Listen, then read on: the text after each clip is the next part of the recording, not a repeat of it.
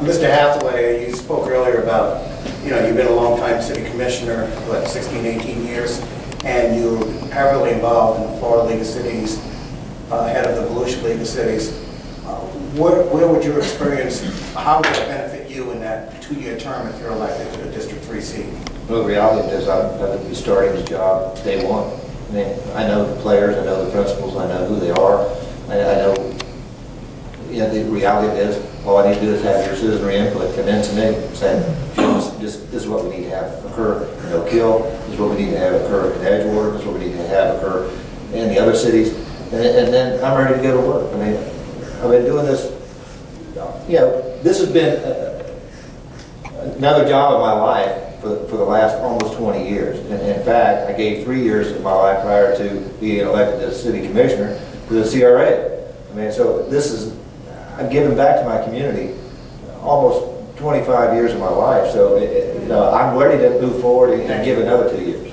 Mr. Hathaway, after the Helen Cawthon experience with the Team Volusia, 1 year in a job, a lot of money invested.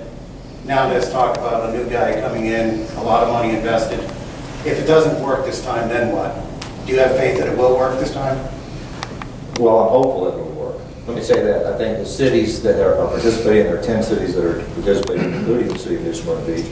The county is participating in $250,000. I think the reality of it is if the county would get out of, if you will, having their own department and let Team Volusia run with it, and they have a liaison person that does it, who would save the taxpayers money on this side of the fence, where the dollars that are invested in Team Volusia would allow basically this private-public partnership that's moving forward to do what it's supposed to do. I mean, I got an email today that said it identified the business as number copper. The last one was Dial. Dial is supposed to be bringing 500 jobs to Volusia County. Copper is supposed to be bringing 40 jobs to Volusia County. They can't name these businesses yet because they haven't totally agreed to relocate here, and they can't, divulge that information yet. But I have, the confidence that we let this brand new gentleman, Keith Norton, come to town and let us see what he can do. In fact, I would love to see us do something with the same ideas with the new gentleman that's running the CDB. I think that the reality of this, Mr. Hens, Jeffrey Hens. Yeah, you have to offer an incentive. In reality, I don't believe in the high pay packages. I would rather offer them a commission. You do well on your job, and I'll give you a bonus. I'll give you a commission bonus. I gave you the extra time. Ms. Denny's, the 1-year experiment with Helen Cawthon, a lot of money invested. It obviously didn't work. I believe Deltona pulled out. I could be wrong. What about this guy coming in now? High hopes? Cautiously optimistic, and it's the only position we can have right now, given the options. We're in flux, obviously, with the new county council coming in. You need some kind of familiarity, if you will. The concern was in that 1 year, what did she really do? They just got the website up. They got business cards printed. I mean, there's not a whole lot, very honestly, that has been accomplished. But it doesn't happen overnight either, that whole process. So the answer is, first of all, the answer is not government to create jobs. That is not the jobs government responsibility, and it really is the county council's #1 responsibility. We should create the atmosphere and have the right rules and regulations and tax position to bring companies and jobs here. But the answer really is in private industry. So if we can keep the private-public partnership going, it's in everybody's best interest to do that. And so I think we should be guardedly and cautiously optimistic with this. Thank you. Mr. Hathaway, there's been a lot of talk, and there was a big debate about this, well, a lot of discussion in the last debate here with the county chair about the ad authority, especially down here with the scandal with the director, the former director. Should ad authorities be consolidated? Why or why not? 1 minute. No, they should not. And the reason is it has to take a state bill to be passed to break them up to begin with, or to combine them to begin with. And we need to have the local control. Yes, there was a screw up. There was a screw up because there weren't plans in place, there weren't rules in place on how you pick the director and what the director's supposed to do and so on and so forth. And there weren't rules in place about the advisory boards themselves. There needs to be a better vetting process, there needs to be a better selection process, and I'm confident when I'm on the county council, there will be. Well, just to follow up, a few months ago, you made a comment about the former director where you want to get to the bottom of it, and I realized at the time you weren't quite there yet. But assuming that you get this position in January, what would be your direction to the county manager about whether to continue with the legal, civil course, which doesn't seem to be going anywhere, or the criminal aspect of it? Well, obviously, according to the county manager, she's stolen, she broke the law. Right. And so, would you be pushing for I'd be saying that in compensation? reality, well, obviously, I would want the money back, and I want her punished, but, you know, so far, neither one of those things have occurred. The money hasn't come back, and she's not being punished. So I would just say something needs to occur. Would restitution be an appropriate means maybe to? I would say restitution needs to be, absolutely, that has to be number one on the priority list, absolutely.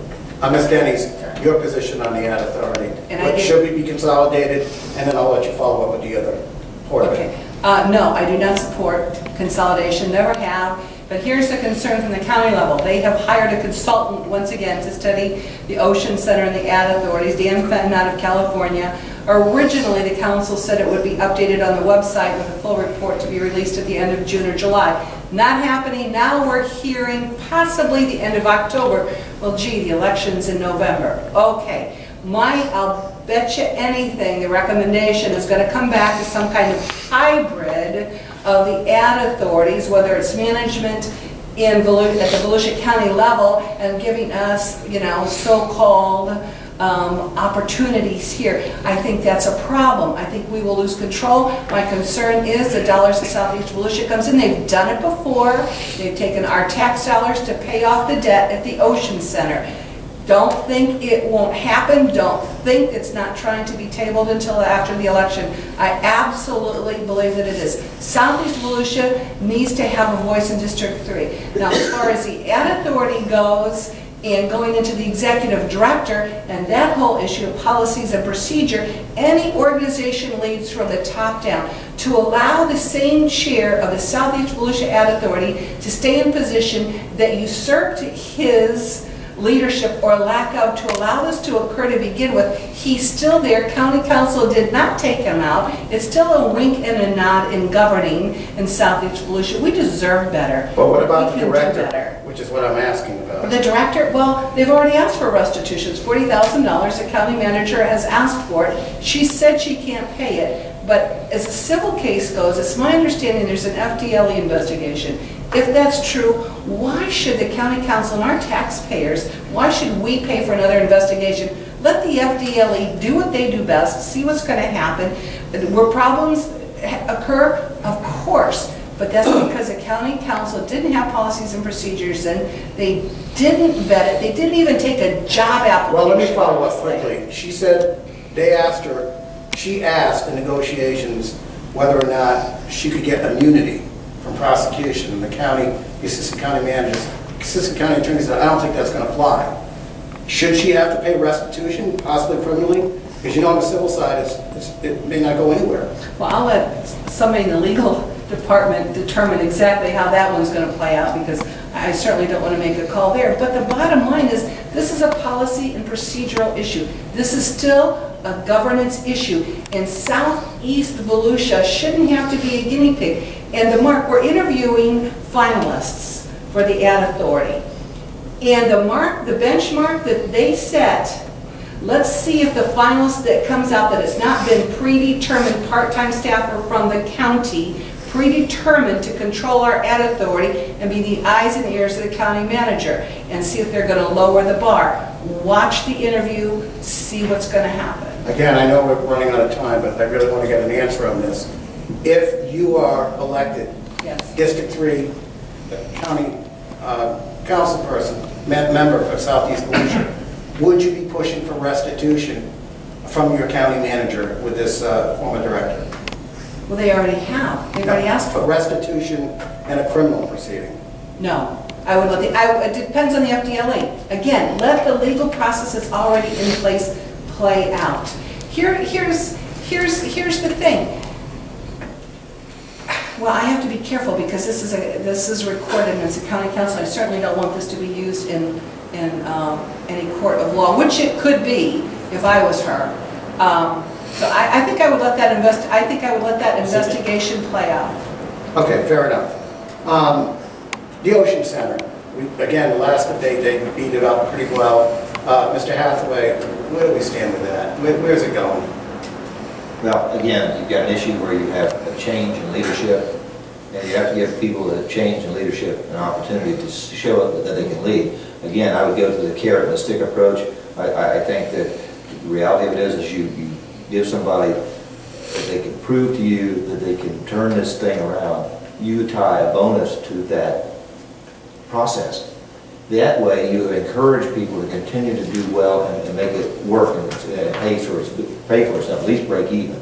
Right now you've got a situation where it's losing over $1 million. You're just in the operating mode. Well, let me ask you this. After 9/11, there was this talk about, let's delay it because, 9/11, and the last 6, 7 years, 2, 3 years after that, they finally got the expansion built. Was it worth it? They said at the time that that was the nirvana of getting the deep beach site turned around. Well, I think that it's a situation where it may be a little premature. I mean, I think the same situation is with Sunrail. It's a little premature. You've got something that nobody can afford. You're not sure what the ridership's going to be. It doesn't connect to the east side of the county. And from my perspective, the only way that thing's ever going to be truly successful if it reaches the east side of the county. But again, that's just one man's opinion. Well, you took my thunder for the next debate, but quickly, what about the Sunrail? Just 30 seconds. I thought we're talking Ocean Center. Sunrail right now. Sunrail right now. Sunrail right now. If I was on county council, I would not have voted for it. Okay. Getting back to the Ocean Center. Okay. Tell me about your take on the Ocean Center, where it's going. I know you were concerned about ad dollars being taken from here to subsidize that. Absolutely, and we should be. The Ocean Center is hemorrhaging about $1.5 million in expenses over revenue. The concerning thing is, in these candidate forums, we've heard seated county council members currently say, well, it was never designed to make money. Well, hello, you're doing a great job at that. But these are our tax dollars. And what I would like to see happen is bring in a private leasing company to market the Ocean Center. And here's the thing. The Ocean Center, if you want to book something at the Ocean Center, it's still done with a daytimer, pen and pencil. Forget the internet. There's not even an intranet. So if you come, it's unbelievable. Went to a HOW board meeting and they said, Deb, listen to this. The CVB board in marketing and trying to, it boggles my mind. So first of all, we get it computerized. You should be able to click a button and say, is this week available? I'd like to bring a convention or a conference of 300, 6,000 people here. Is it available? What's available? How do I book it? We should be available to do that online. That has to happen. Profits, not a bad thing. Pay a bonus, fill it up. Thank you. Last question before we go to the audience, and I'll start with you, Ms. Dennis. What can you do to make government relevant to the citizens again at the county level? There's been a lot of complaints that government isn't relevant anymore. Well, that's overall. I don't think it's just at the county level. I think that's just the nature of the beast. However, government goes to those who show up. I think it's becoming more relevant, and I want to go back to the primary, and I think that's proof positive because now more than ever, because of internet presence, because of computers, because this is videotaped, because you can go home and listen if you weren't here to see what our responses are. You can listen to county council meetings at home, on your computer. I think government is relevant. The problem is it's so overwhelming. It's almost like learning a new language. You have to ask the right question to get the right answer. And this is one thing I did is when I was on the school board, I'm going to do it again as your county council member. We're going to have district-wide town hall meetings. We're going to do that, let the people speak where we don't do the talking. The people talk, they can ask the questions, they can bring things that are of importance to the forefront.